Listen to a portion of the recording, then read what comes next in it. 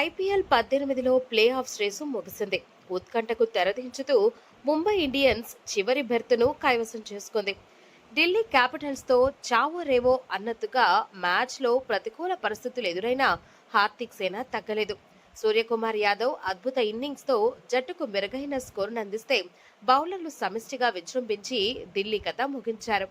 League దశ తడబడ్డా ఆ తర్వాత గొప్పగా పుంజుకున్న ముంబై ఇండియన్స్ వరుసగా 8 మ్యాచ్ల్లో 7 గెలిచి ఐపీఎల్ 18 ప్లే ఆఫ్స్ లోకి దూసుకెళ్లింది.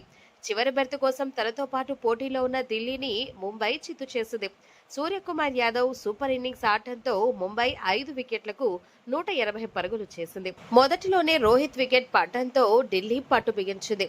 రికల్టన్, విల్జాక్ సైతం చేతులెత్తేయడంతో సూర్య, తిలక్ కలిసి స్కోర్ బోర్డును పెంచే ప్రయత్నం చేశారు. కానీ ఢిల్లీ బౌలర్లు సూర్యను సైతం సైలెంట్ గా కూర్చోపెట్టారు.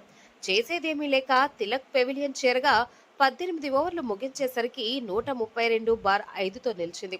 సూర్య కూడా షాట్లు ఆడలేకపోతుండటంతో ముంబై 150 పరుగులు చేస్తే ఎక్కువ అనిపించింది.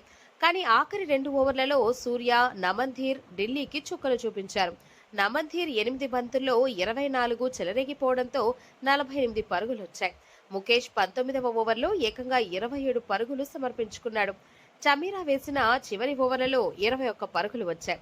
ఈ దెబ్బతో ముంబై ఢిల్లీని ఒత్తిడికి నెట్టి మ్యాచ్ను లాగేసుకుంది. Faf du Plessis, KL Rahul power ప్లేలోనే అవుట్ అవడంతో ముంబైకు కలిసొచ్చింది. బౌలింగ్ బూమ్రా, శాంటర్ కలిసి ఢిల్లీ కథ ముగించారు.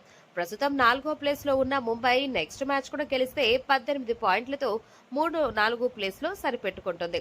గుజరాత్ ఎలాగూ టాప్ 1లో ఉండగా ఆర్సీబీ మరియు పంజాబ్తో ముంబై సెమీస్ ఆడనుంది. ఒక్కసారి ముంబైకి అవకాశం ఇస్తే ఏం జరుగుతుందో ఇప్పటికే 5 సీజన్లలో చూసాం. మరి ఆరోసారి కూడా అదే రిపీట్ చేస్తుందా లేదో చూడాలి.